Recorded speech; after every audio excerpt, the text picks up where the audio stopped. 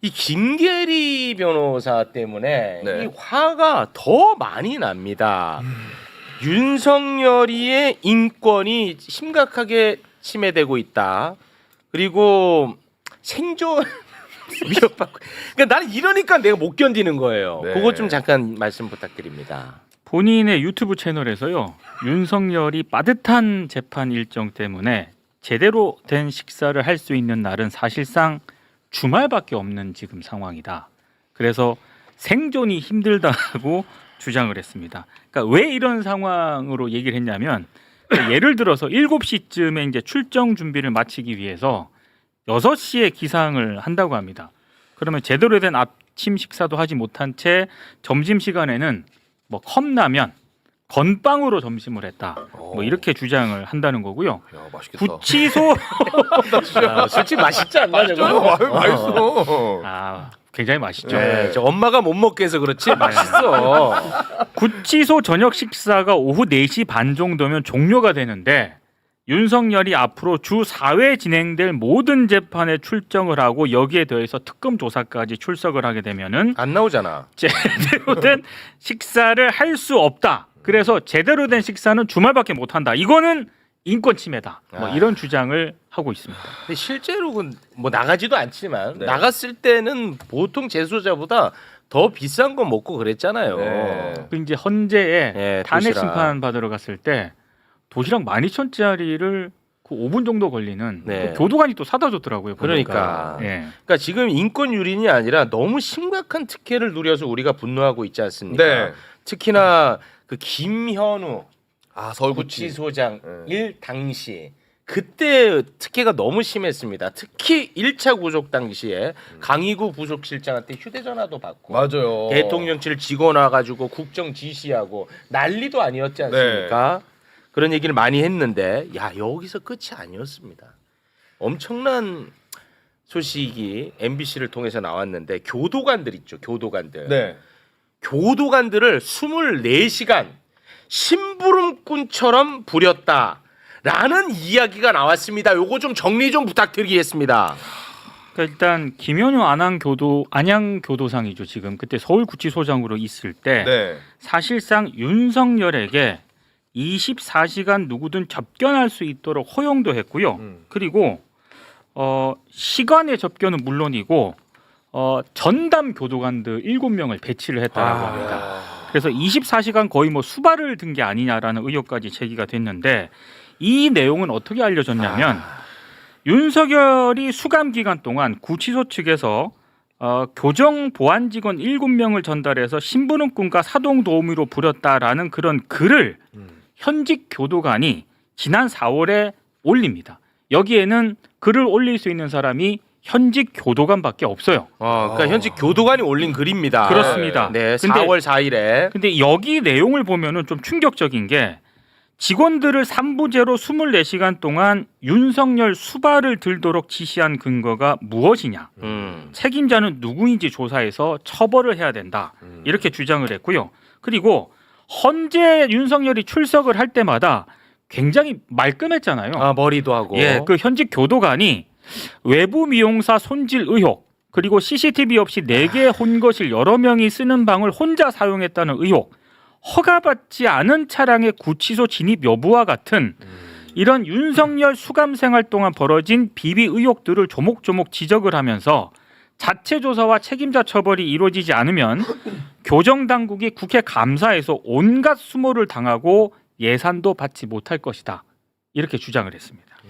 그러니까 이 글 보면은 7가지를 썼는데 7가지 다 심각한 문제거든요. 매우 그러니까 심각합니다. 뭐 상상할 수 없을 정도로 네. 내가 볼 때는 집보다 더 편했던 것 같아. 맞습니다. 잔소리하는 사람도 없을 테고 네. 너무 편하게 저렇게 생활을 했던 거예요. 그러면 이제 어찌됐든 세상이 바뀌었으니까 이거 제대로 한번 캐야 될 거 아니야. 그렇죠. 제대로 캐려면은 당시에 수용 일지가 있어야 됩니다. 그렇죠. 그런데 52일 동안 거기서 생활했는데 1차 때 그 수용 일지를 작성하지 않았어. 작성을 해야 돼. 반드시 작성을 해야 돼요. 수용 관리 및 개호 업무 등에 관한 지침 잠깐 올려주시겠습니까? 네. 교도관은 주요 업무 처리 내용 및 인계 사항 등을 교정 정보 시스템에 입력해야 한다. 반드시 해야 되거든. 네. 그런데 작성하지 않았어. 왜 작성하지 않았나 봤더니 당시에 경호처에서 엄청나게 압박을 가했다는 거예요. 김성훈이가 대장으로 있을 때. 이거 심각한 게 한두 가지가 아닙니다. 자, 이 이야기는 우리 박은정 의원님이 예전부터 계속 지적했던 문제인데 조금 더 구체화된 겁니다. 이거 어떻게 하실 겁니까? 네, 그래서 이번에 그 제가 윤석열 탄핵 법정 나올 때 머리 깔끔하게 손질된 맞아요. 부분부터 시작해서 예. 그 혼거실을 저희는 3개를 차지하고 있다고 파악했었는데 네. 4개라는 게 지금 네, 또 4개를 드러났어요. 더라고요. 네. 그래서 이게 윤석열 몸종도 아닌데 7명이나 교도관이 예. 그 팀을 이뤄가지고 수발을 들었다는 건 충격적이고 네. 이거는 전무후무한 일이거든요. 그래서 김현우 구치소장에 대해서는 국감이 지금 증인으로 저희가 채택을 해놓은 상태이고요. 그리고 김현우에 대해서는 내부 감찰뿐만이 아니라 이것은 직권남용이라든가 아니면은 직무유기라든가 이런 죄를 물을 수 있을 것 같습니다. 그래서 수사까지 진행이 돼야 되는 중대한 사안이다. 그렇게 볼 수 있습니다. 그러니까 이 윤석열이가 그 당시에 53일간 있으면서 140회 변호인 접견했잖아요. 네. 근데 휴일에만 52회 그리고 원래 저녁 6시까지인데 그 시간 외로 만난 게 42회 심지어 밤 9시부터 새벽 5시까지 접견. 내가 볼 때 그때 술 먹은 것 같아요. 그때 밤 9시부터 시작이 밤 9시. 그래서요 우리가 최근에 윤석열 보면 살이 쏙 빠졌잖아요. 쏙 빠졌잖아. 네. 교도관 근데 이게 바뀐 다음에. 구치소장 바뀐 다음에 살 빠졌다라는 예. 의심을 할 수밖에 그렇습니다. 없다. 이런 생각이 들고요. 먹는 거 문제에도 엄청난 특권을 누렸습니다만은 저는 사실 제일 의심하는 부분이 이 부분이에요. 강의구 부속실장이 왔을 때 그 사람 핸드폰을 가지고 전화를 했다고 하잖아요. 네. 누구한테 통화했을까? 뭐 조이대한테 전화 한 통 해볼까? 아. 직위원한테 전화 한 통 해볼까? 음. 이러지 않았을까라는 의심이 드는 거고요. 네. 변호인 접견할 때도 혹시나 특혜로 변호인들이 핸드폰을 들고 들어가지 않았을까? 이런 부분들도 저는 의심해 봐야 된다고 생각합니다. 실제 우리 영화 중에 프리즌이라는 영화가 있어요. 한석규가 주인공으로 나오는데 네. 뭐 음식 특혜 거기서 권력을 누리는 특혜도 있지만 가장 중요한 것은 내부에서 핸드폰을 쓰더라고요. 맞아요. 핸드폰을 쓰면서 온갖 것들을 다 조정합니다. 그런 일들이 있지 않았을 거라고 우리가 단정할 수 없어요. 저는 그런 부분에 대해서 한번 의심해 봐야 된다고 봐요. 이거는 윤석열이 문제가 아니라 저는 김현우가 매우 심각한 구치소장 문제예요. 문제예요. 아까 막 그 자유롭게 막 변호사 만나고 밤새 변호사 만나고 한 게 김현우가 만든 지침 덕분이었습니다. 아, 지침을 또 만들었어요. 지침을 또 만들었던 거야. 지침 잠깐 좀 올려주시겠습니까? 아 있나요 저기 지침? 수용 관리 계획서. 아 수용 관리 계획서. 예. 네. 저 지침을 보면은요. 예, 지금 보면 여기 접견 시간대 외에 접견 실시 등을 허가한다.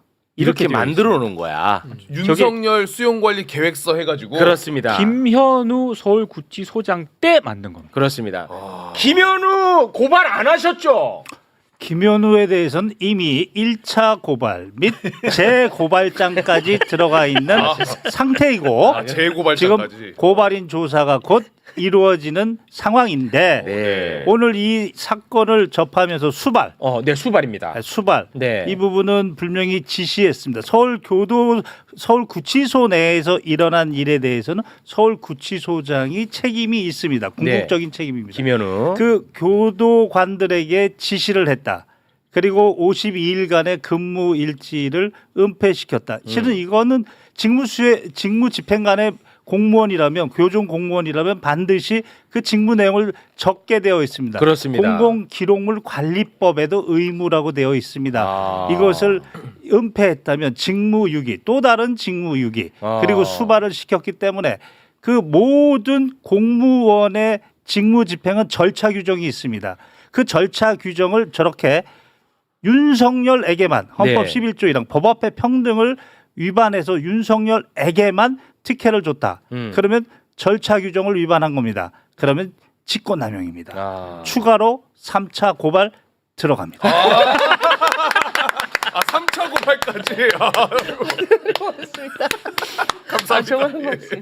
아마 이제 이 김현우 구치소장이 살던 제가 살던 이제 둘 중 하나는 이제 예, 끝장을 봐야 될 것 이제 같습니다. 끝장을 봐야 될 때가 왔군요. 이제 그런 사람들이 늘어나고 있습니다. 요즘.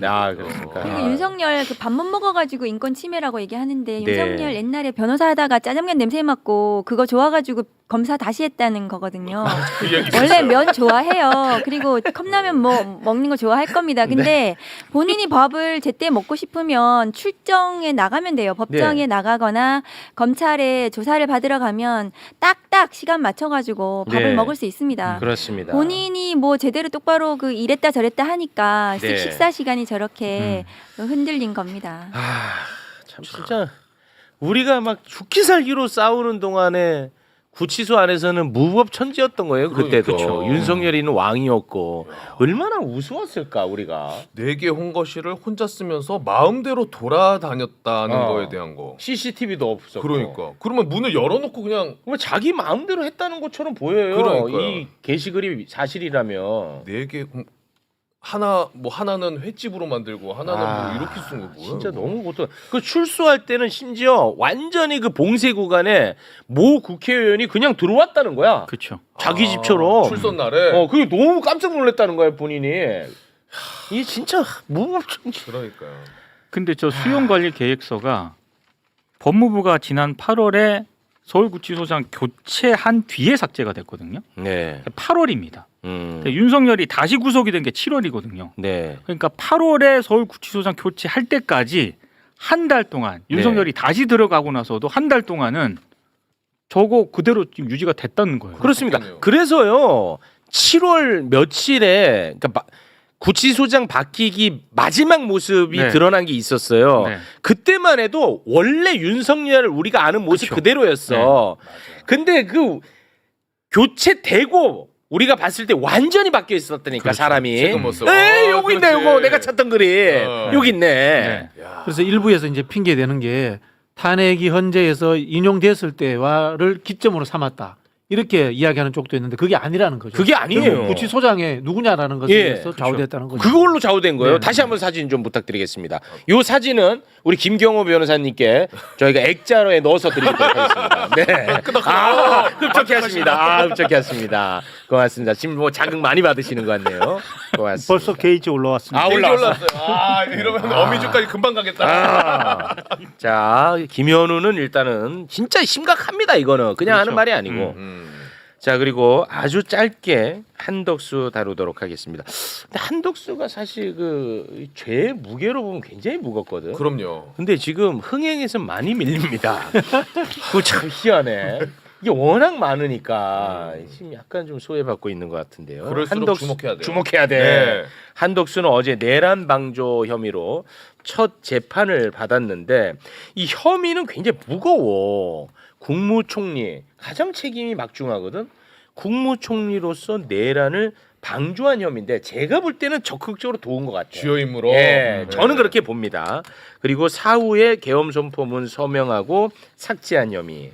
그리고 헌재하고 국회에 나와서 거짓말, 위증한 혐의. 네. 이렇게 이제 크게 볼 수가 있는데 어제 재판에 나와서 위증에 대해서만 인정하고 나머지 혐의에 대해서는 전면 부인했습니다.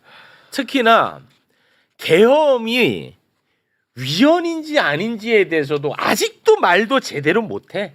아직도 그냥 그럼 뭐 당연히 위헌이죠. 할 수 있잖아. 그렇죠. 그조차도 말하지 않습니다. 아직도 이 미꾸라지. 함께 보시죠. 직업이 어떻게 됩니까? 무직입니다. 피고인에게 여쭤보겠습니다. 피고인은 12.3 비상계엄과 관련해서 그 계엄 행위가 위헌이라고 생각하십니까? 아니면 합헌이라고 생각하십니까? 네, 곤란하시면 답변 안 하셔도 됩니다. 네, 그 부분에 대해서는 그 변호사님을 통해서 말씀을 드리도록 하겠습니다. 계엄이라는 것은 국가를 발전시키기 위한 그러한 차원에서 봤을 때에는 그렇게 받아들이기 어려운 그러한 그 상황이다. 그렇게 말씀드리겠습니다. 변호사님으로 하여금 모든 것을 하도록 하고 저는 뭐 특별한 의견 제시는 하지 않는 것으로 하겠습니다. 네, 알겠습니다. 속삭여. 진짜 너무 멋없다. 너무 그러니까요. 멋없어. 일생을 대한민국 관료로 산 사람의 민낯입니다. 어떻게 보셨습니까? 보통 이제 관료들이 이렇게 사는 사람들이 많은 것 같아요. 근데 그러면은 책임지는 자리까지 안 올라가야죠. 맞습니다. 자신이 없으면, 용기가 네. 없으면. 아까 구치소장 이야기도 마찬가지입니다. 경호처에서 압박이 와서 내가 그럴 수밖에 없었다. 그러면 구치소장이라는 본인이 외풍을 막아줄 수 있는, 바람막이가 할 수 있는 위치까지 안 올라가야 되는 거예요. 맞습니다. 이 사람도 마찬가지인 게요. 네. 우리 쉽게 예를 들어 볼게요. 건물에 방화 책임자가 있습니다. 보통 방화 책임자 정부 이렇게 붙어 있습니다. 불났을 때 누가 대비했느냐 하는 부분인데요. 그러면 실제로 이 국무회의의 정은 누구냐? 대통령이고 부는 국무총리예요. 맞습니다. 부서권도 갖고 있고요. 네. 당연히 공동으로 결정권을 갖고 있는 겁니다. 그렇습니다. 그럼 본인이 책임을 져야 되는 거예요. 네. 근데 책임지겠다는 태도도 없는 거고. 없어요. 사실은 이렇게 이야기하지. 윤석열이 잘못했고 내가 그 못 막아서 죄송하다. 그러기 때문에 나는 이 국무총리로서 법적인 책임을 져야 된다. 네. 이게 국민들에게 따뜻하게 먼저 사과하고 들어가는 방식이잖아요. 그렇습니다. 근데 지금 앞뒤가 안 맞게 계속 요리조리 이제 빠져나가려고 하는 것 네. 아닙니까? 근데 못 막아서 미안하다는 저는 아니라고 봅니다. 매우 열심히 도왔던 걸로 보입니다. 열심히 도왔죠. 예.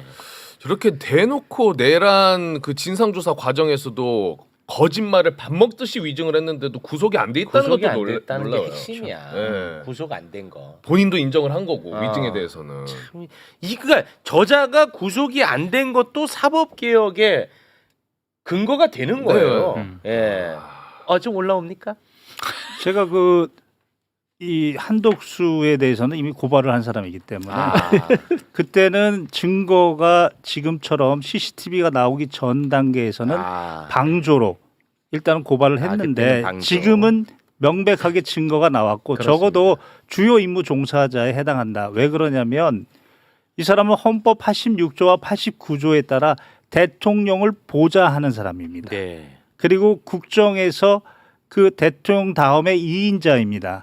계엄이라는 것은 이 사람의 경험상 그리고 당시에 대한민국의 정보를 수집해 보면 전시도 아니고 사변도 아니고 기타 국가 비상사태가 아니라는 것은 너무나 자명하게 잘 알고 있습니다. 네. 그리고 계엄을 선포하기 위해서는 이런 요건이 필요하다는 것은 너무나 잘 알고 있는 사람입니다.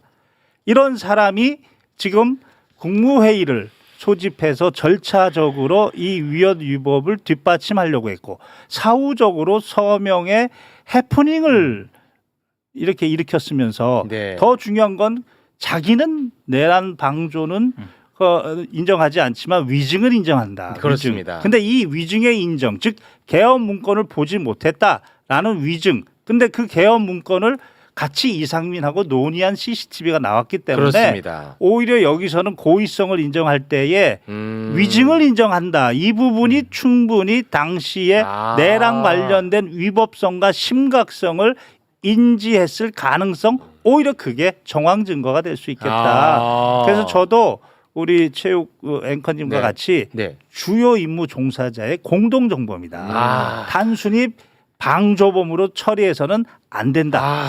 그런 입장입니다. 정말 그 입장 아름답습니다. 네. 그러니까 지금 한덕수에 대해서 내란 특검에서 수사를 추가적으로 하고 있는지 모르겠는데 한예종 폐쇄와 관련해서 그거는 딱 떨어지는 주요 임무 종사라고 맞습니다. 보여지거든요. 예. 그러니까 한덕수가 지금 이제 계엄의 위헌성에 대해서 답변을 제대로 하지 않는 것은 범행에 대한 전면적인 부인이고 저것은 탄핵 법정에 나와서 했던 증언보다 훨씬 더 후퇴한 범행 부인이거든요. 그래서 아마도 저 내란 방조 저 재판에 대해서도 굉장히 중한 실형이 선고될 가능성이 높다. 실형. 저런 태도를 계속 보이는 한 네. 그렇게 보여지고 그리고 앞으로 그 내란 특검이 공소장 변경을 통해서든 어떻게든 저도 마찬가지로 내란의 주요 임무 종사로 네. 바꿔야 된다. 왜냐하면 한덕수가 저는 윤석열 다음으로는 책임을 져야 된다고 생각하거든요. 맞습니다. 법적으로든 정치적이든 역사적이든 간에 그렇습니다. 한덕수를 제대로 처벌하지 않고는 이 내란에 대한 제대로 된 청산이 이루어지기 어렵다. 맞습니다. 그렇게 생각해요. 네. 한 말씀만. 한 말씀만 더. 분명히 내란 전담 재판부가 통과가 돼서 6개월 내로 1심이 유죄가 되면 한덕수가 내란과 관련돼서 방조범이 됐던 주요 임무 종사자의 공동정범이 됐든 하여튼 유죄가 되면 네. 그 다음에 더 무서운 금융치료가 기다리고 있다. 금융치료? 지금 한덕수 그리고 김용현, 네. 이상민에 대한 1차 740명 지금 위자료 청구가 들어갔습니다. 진행 중입니다. 아, 그래요? 그런데 유죄가 나오면 와. 전 국민이 다 피해자이기 때문에 와. 그 다음부터는 모이는 숫자에 따라서 금융치료를 받아야 됩니다. 와. 그게 더 무서울 겁니다. 야, 한덕수가 대단하십니다. 돈을 워낙 좋아하시니까 아. 한덕수의 핵심을 질렀네. 힘 실러요, 이분은. 10만이 모이면 100억입니다. 와, 대단하십니다. 진짜 언제 주무시는가 싶어요. 미리 씨앗을 뿌려놨습니다. 대단하십니다. 가을에 추수하기 위해서. 추수합니다. 네. 네. 저도 하고 싶다고 말씀드렸더니 3만 원 내라고 하시더라고요. 네. 그 법 앞에 평등입니다. 법안 평등입니다. 그 개인적 친소로 그건 어떻게 친소 관계 중요하지 않습니다. 고맙습니다.